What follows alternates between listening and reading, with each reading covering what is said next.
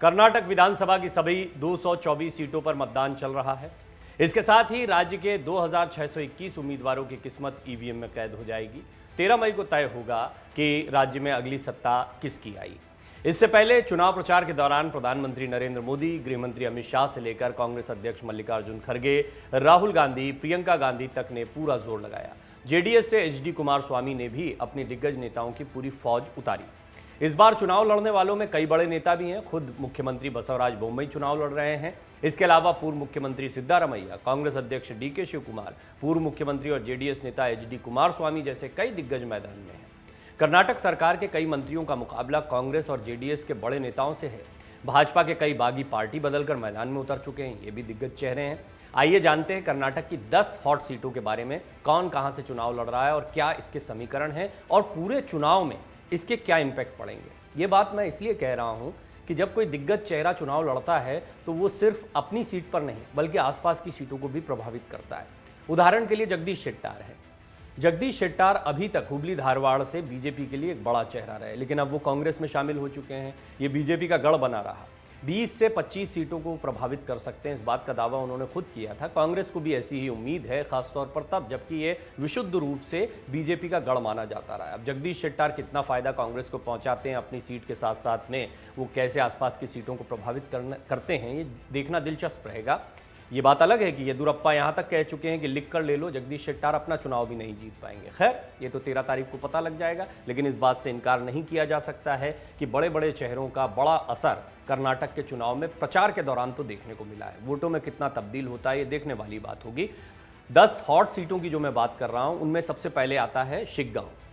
कर्नाटक की सबसे high profile seat है। यहां से मुख्यमंत्री बसवराज बोम्मई चुनावी मैदान में है। उनके खिलाफ कांग्रेस ने यासिर अहमद खान पठान को टिकट दिया है। जेडीएस ने शशिधर चन्नबसप्पा यलिगर को चुनावी मैदान में उतारा है। शिगांव विधानसभा निर्वाचन क्षेत्र से बोम्मई लगातार 3 बार से जीतते आ रहे हैं। उन्होंने साल 2008 से ही इस क्षेत्र पर अपना कब्जा जमाया हुआ है। आंकड़ों के मुताबिक यहां हुए पिछले 14 विधानसभा चुनाव में जेडीएस मात्र 1 बार ही जीत पाई है, जबकि 2 बार निर्दलीय उम्मीदवार भी जीतने में सफल रहे हैं।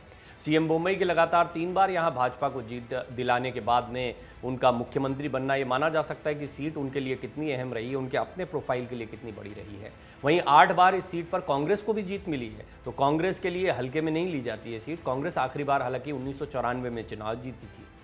दूसरा महत्वपूर्ण चुनाव क्षेत्र वरुणा, आपने बहुत सुना होगा वरुणा विधानसभा के बारे में। वरुणा विधानसभा सीट हाई प्रोफाइल है। यहां से कांग्रेस के दिग्गज नेता और पूर्व मुख्यमंत्री सिद्धारमैया चुनाव लड़ रहे हैं। सिद्धारमैया के खिलाफ भाजपा ने कर्नाटक सरकार के मंत्री वी सोमन्ना को प्रत्याशी बनाया है। जेडीएस से डॉक्टर भारती शंकर उम्मीदवार हैं। 2018 के चुनाव में बीजेपी के टिकट पर चुनाव लड़ने वाले टुवाडप्पा बसवराज पार्टी की प्राथमिक सदस्यता से इस्तीफा दे चुके हैं। उन्हें वरुणा सीट पर 37,000 से ज़्यादा वोट मिले थे। 2008 में परिसीमन के बाद ये सीट अस्तित्व में आई। 2008 और 2013 में यहां से कांग्रेस के सिद्धारमैया जीते। 2018 में सिद्धारमैया के बेटे यतीन्द्र एस ने इस सीट पर कांग्रेस का परचम लहराया था।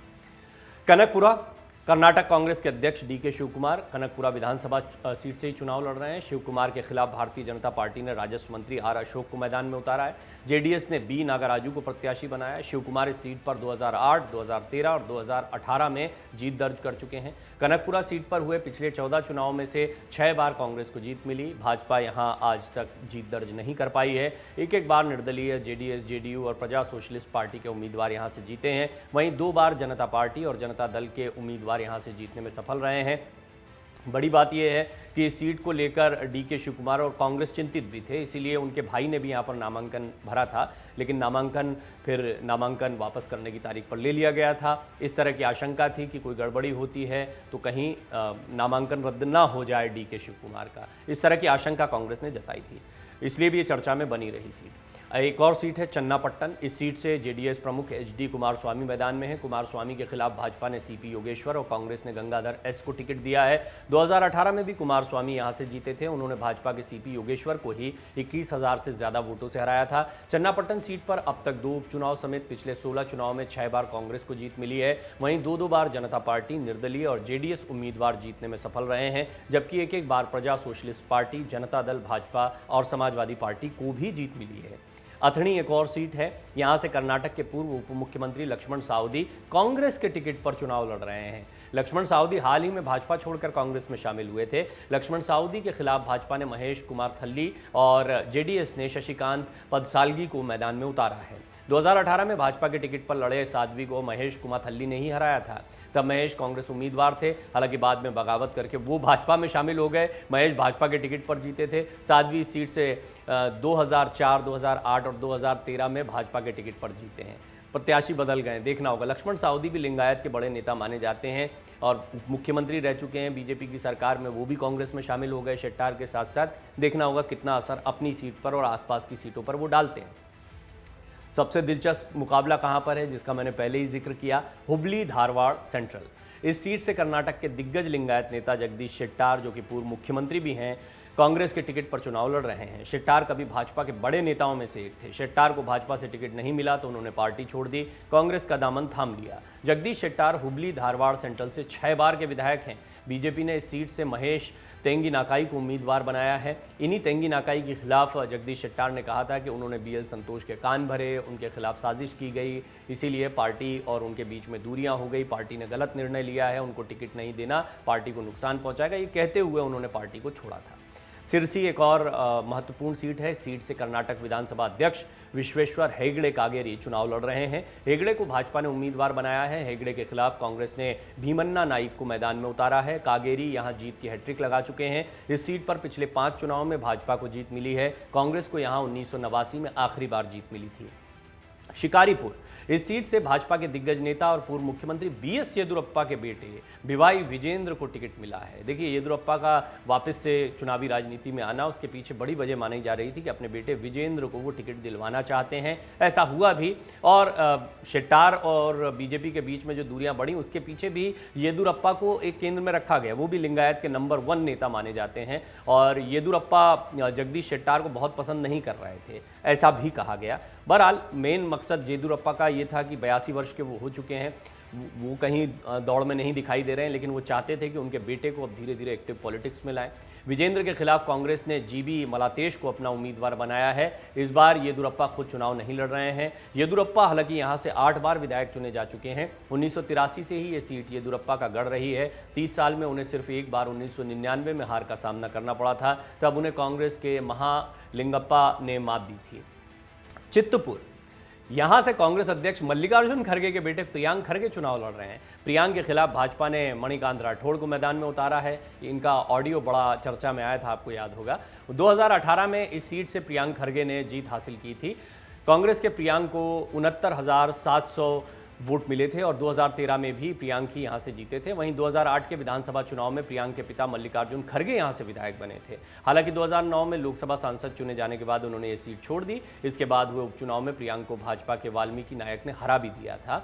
बहरहाल ये सीट इसलिए भी चर्चा में आ गई क्योंकि ऐन मौके पर कांग्रेस ने इस बात का आरोप लगाया कि मणिकांत राठौड़ का एक कथित ऑडियो वायरल हुआ है, जिसमें वो हत्या की साजिश की बात कह रहे हैं, खड़गे और खड़गे के परिवार की। तो आप समझ सकते हैं कि वहाँ पे सीधा टकराव देखने को मिल रहा है। प्रियांक खड़गे के खिलाफ ही वो खड़े हुए हैं। होलेन रसीपुर एक और जगह है। यहाँ से जेडीएस ने पूर्व प्रधानमंत्री एचडी देवेगौड़ा के बड़े बेटे एचडी रवन्ना को मैदान में उतारा। ने कुमारस्वामी के बड़े भाई हैं। पिछली बार यानी 2018 में भी सीट से रवन्ना ने जीत हासिल की थी। रवन्ना के खिलाफ भाजपा ने देवराजे गौड़ा और कांग्रेस ने श्रेयस एम पटेल को उम्मीदवार बनाया है। होले नरसीपुर सीट देवेगौड़ा परिवार का गढ़ है। रवन्ना के पिता एचडी देवेगौड़ा यहां से 1962 में पहली बार निर्दलीय उम्मीदवार के रूप में जीते थे। इसके बाद लगातार 6 बार एचडी देवेगौड़ा यहां से जीते हैं। 1989 में देवेगौड़ा को कांग्रेस के जी पुत्तस्वामी गौड़ा ने हरा दिया था। 1994 में यहां से देवेगौड़ा के बेटे एचडी रवन्ना उतरे थे। उन्होंने पुत्तस्वामी गौड़ा को हराकर पिता की हार का बदला लिया। हालांकि 1999 में रवन्ना को कांग्रेस के ए डोडेगौड़ा ने हरा दिया था। इसके बाद 2004, 2009, 2013, 2018 रवन्ना ने होलेन नरसीपुर पर कब्जा बरकरार रखा है। तो ये कुछ दिलचस्प मुकाबले हैं, 10 हॉट सीट्स हैं जहां पर कर्नाटक में दिलचस्प मुकाबला है। यूं तो सभी की सभी सीटों पर बहुत ही तगड़ा मुकाबला देखने को मिल रहा है। ये वो हॉट सीट हैं जहां पर कुछ बड़े बड़े चेहरे चुनावी मैदान में हैं। तो जहां पूरे कर्नाटक की किस्मत का फैसला होगा, वहां इन दिग्गजों की किस्मत का फैसला भी आज होना है। जबरदस्त रहा है इस बार का कर्नाटक चुनाव। लोगों का उत्साह जमकर देखने को मिला है। साथ ही साथ में चुनाव प्रचार जो रहा उसमें भी बहुत कांटे का मुकाबला देखने को मिला।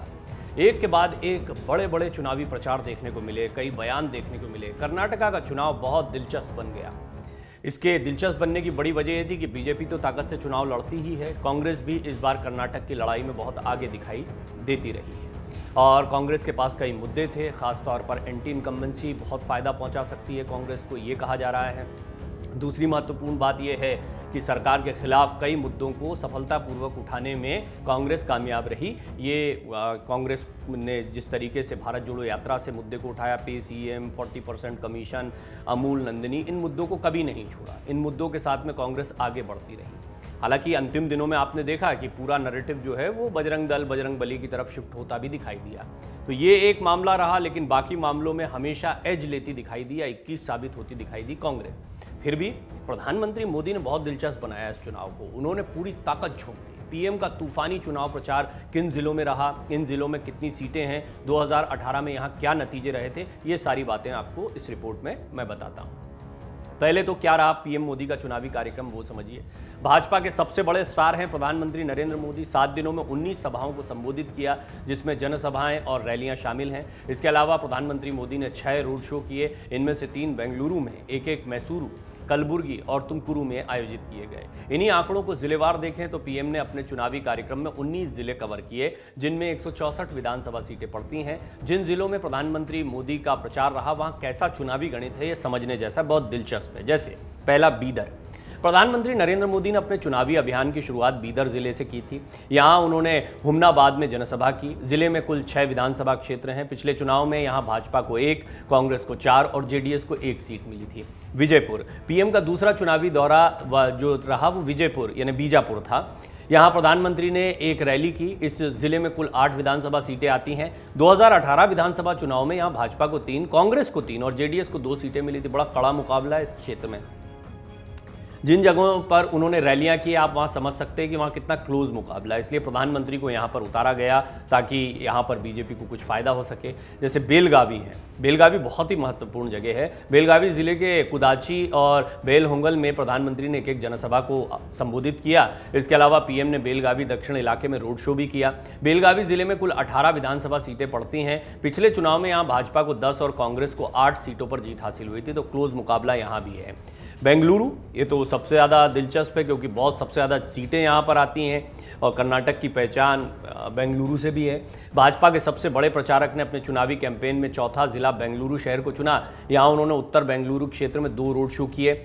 इसके अलावा बेंगलुरु शहर में भी एक रोड शो को लीड किया। बेंगलुरु शहर जिले में 28 विधानसभा सीटें आती हैं। 2018 में जिले की 11 सीटों पर भाजपा को जीत मिली थी, लेकिन 15 सीटों पर कांग्रेस को जीत मिली थी। यानी कांग्रेस का मजबूत गढ़ है, जबकि 2 सीटों पर जेडीएस के उम्मीदवार जीतने में सफल रहे थे। कोलार, प्रधानमंत्री का 5वां चुनावी दौरा जो रहा वो कि कोलार जिले का रहा। यहां उन्होंने एक रैली को संबोधित किया। इस जिले में 6 विधानसभा क्षेत्र पड़ते हैं। पिछली बार कांग्रेस ने यहां पर 4 सीटें, जेडीएस ने 1 और निर्दलीय को 1 सीट मिली थी। बीजेपी को यहां पर कोई सीट नहीं मिली थी। तो ये आप समझ सकते हैं, जितनी भी सीटें मैं आपको बता रहा हूं, आप देखिए प्रधानमंत्री मोदी की रैलियां कहां कहां पर रखी गई हैं। रामनगर के चन्नापाटन में प्रधानमंत्री मोदी की जनसभा हुई। रामनगर जिले में कुल 4 विधानसभा क्षेत्र हैं। पिछली बार कांग्रेस ने यहां पर 3 सीटें, जबकि 1 सीट जेडीएस उम्मीदवार ने, भाजपा को यहां भी कोई सीट नहीं मिली थी। तो ऐसी जगह जहां पर भाजपा को सीट नहीं मिली थी, वहां पर प्रधानमंत्री ज्यादा दिखाई दिए हैं। हासन अपने चुनाव प्रचार के दौरान प्रधानमंत्री ने 7वां जिले के तौर पर चुना। हासन बहुत महत्वपूर्ण है यहाँ पर। यहाँ उन्होंने बेलूर में रैली को संबोधित किया। हासन जिले में कुल 7 विधानसभा क्षेत्र हैं। पिछले चुनाव में जिले में जेडीएस ने 6, भाजपा ने 1 सीट जीत हासिल की थी और एचडी देवेगौड़ा का गढ़ माना जाता है। कांग्रेस का खाता यहाँ नहीं खुला था, लेकिन बीजेपी को भी महज 1 सीट मिली थी 7 में से। मैसूरू, प्रधानमंत्री नरेंद्र मोदी ने अपने चुनावी अभियान के बीच दौरा करने के लिए 8वां जिला मैसूर चुना। यहाँ उन्होंने एक रोड शो मैसूर और एक रैली नंजनगुड में की। जिले में कुल 11 विधानसभा क्षेत्र हैं। पिछली बार कांग्रेस ने यहाँ 3, जेडीएस ने 5 और बीजेपी ने 3 सीटों पर जीत दर्ज की थी। तो ये भी कोई बीजेपी के लिए बहुत बड़ा गढ़ नहीं रहा था पिछले चुनाव में। चित्रदुर्ग, यहाँ प्रधानमंत्री ने एक जनसभा की। इस जिले में कुल 6 विधानसभा सीटें आती हैं। 2018 के चुनाव में भाजपा को जिले की 5 सीटों पर जीत मिली थी। 1 सीट कांग्रेस के खाते में गई थी। ये मजबूत गढ़ रहा था पिछली बार। रायचूर है। प्रधानमंत्री नरेंद्र मोदी ने 10वें दौरे के लिए रायचूर जिले को चुना। उन्होंने यहां जिले के सिंधनूर इलाके में जनसभा को संबोधित किया। रायचूर जिले में कुल 7 विधानसभा सीटें हैं। पिछली बार कांग्रेस ने यहां 3, जेडीएस और भाजपा ने 2-2 सीटें जीती थीं। गुलबर्गा, प्रधानमंत्री का 11वां चुनावी दौरा यहां पर रहा। यहां ये इसको कलबुर्गी भी कहते हैं। उन्होंने एक रैली को संबोधित किया। इस जिले में कुल 9 विधानसभा क्षेत्र पड़ते हैं। 2018 के चुनाव में भाजपा को 4 और कांग्रेस को 5 सीटें मिली थी। कांग्रेस के पास एज थी पिछली बार भी। गुलबर्गा कांग्रेस अध्यक्ष मल्लिकार्जुन खड़गे का गृह जिला कहा जाता है, माना जाता है भी उनका, और ये उनका मजबूत गढ़ कहा जाता है। दक्षिण कन्नड़, भाजपा के सबसे बड़े प्रचारक ने अपने चुनावी कैंपेन में 12वां जिला दक्षिण कन्नड़ को चुना। यहां उन्होंने मुडबीद्री क्षेत्र में एक रैली की। दक्षिण कन्नड़ जिले में कुल 8 विधानसभा सीटें हैं। बीते चुनाव में भाजपा को 7 और कांग्रेस को 1 सीट हासिल हुई थी, तो भाजपा के लिए मजबूत रहा था पिछली बार। वहीं उत्तर कन्नड़ है। दक्षिण कन्नड़ के बाद पीएम उत्तर कन्नड़ भी पहुंचे। यहाँ उन्होंने अंकोला इलाके में एक जनसभा की। इस जिले में कुल 6 विधानसभा क्षेत्र हैं। गत चुनाव में जिले में भाजपा ने 4 और कांग्रेस ने 2 सीटों पर जीत दर्ज की थी। बेल्लारी में भी ये सोनिया गांधी जी वाला बेल्लारी है। बेल्लारी में प्रधानमंत्री ने एक रैली को संबोधित किया। बेल्लारी जिले में कुल 6 विधानसभा क्षेत्र हैं। बीते चुनाव में जिले में भाजपा ने 3 और कांग्रेस ने 3 सीटें जीती थी। सोनिया गांधी जी ने बेल्लारी का जिक्र भी किया था। अभी जब वो हुबली धारवाड़ में जगदीश शेट्टार के क्षेत्र में प्रचार कर रही थी तो उन्होंने कहा था कि मुझे भी बेल्लारी से आप लोगों ने चुनकर भेजा था। इस तरह से कांग्रेस की वापसी हुई थी। चिकमंगलूर का जिक्र किया था इंदिरा जी का नाम लेते हुए। तुमकुरू में पीएम की एक जनसभा हुई। तुमकुरू जिले में कुल 11 विधानसभा क्षेत्र हैं। पिछली बार कांग्रेस ने यहां 3, भाजपा और जेडीएस ने 4-4 सीटों पर जीत दर्ज की थी। बागलकोट, यहां उन्होंने बादामी में एक सार्वजनिक जनसभा को संबोधित किया और इस जिले में कुल 7 विधानसभा क्षेत्र हैं। बीते चुनाव में भाजपा ने 5 और कांग्रेस ने 2 सीटों पर जीत दर्ज की थी। 17वीं रैली जो है वो हावेरी, यहां उन्होंने एक जनसभा की। इस जिले में कुल 6 विधानसभा क्षेत्र हैं। 2018 में हुए चुनाव में जिले में भाजपा ने 4 और कांग्रेस ने 1 सीट और केपीजेपी ने 1 सीट पर जीत हासिल की थी। शिमोगा, भाजपा के सबसे बड़े प्रचारक ने अपने चुनावी कैंपेन में 18वां जिला शिमोगा को चुना। यहां उन्होंने शिमोगा ग्रामीण क्षेत्र में एक जनसभा के जरिए प्रचार किया। शिमोगा जिले में कुल 7 विधानसभा क्षेत्र आते हैं। 2018 चुनाव में जिले में भाजपा ने 6 और कांग्रेस ने 1 सीट पर जीत हासिल की थी।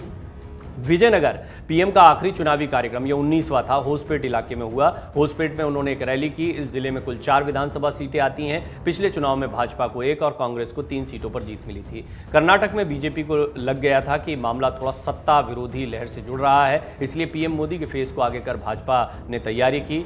और ये इसलिए महत्वपूर्ण दिखाई पड़ता है क्योंकि यहाँ पर बसवराज बोम्मई या येदुरप्पा, शुरुआत में येदुरप्पा थोड़ा दिखाई दे रहे थे, लेकिन बाद में फिर बीजेपी को लगा कि नहीं, प्रधानमंत्री मोदी के अलावा अभी और कोई चेहरा नहीं चल पाएगा, इसलिए दनादन उनकी रैलियां बढ़ाई गईं। एक के बाद एक लगभग उन्होंने कर्नाटक के सभी महत्वपूर्ण जगहों को कवर करने की कोशिश की। आप समझ रहे हैं कि देश के प्रधानमंत्री कर्नाटक के विधानसभा चुनाव में 19 रैलियां कर रहे हैं, रोड शोज कर रहे हैं, जगह जगह जा रहे हैं और लगातार वो भाषण देते रहे। हालांकि कांग्रेस की तरफ से भी इसी तरीके से धुआंधार प्रचार किया गया। राहुल गांधी और प्रियंका की तरफ से खुद सोनिया गांधी चुनाव प्रचार में उतर के आई। कर्नाटक की अहमियत आप समझ सकते हैं।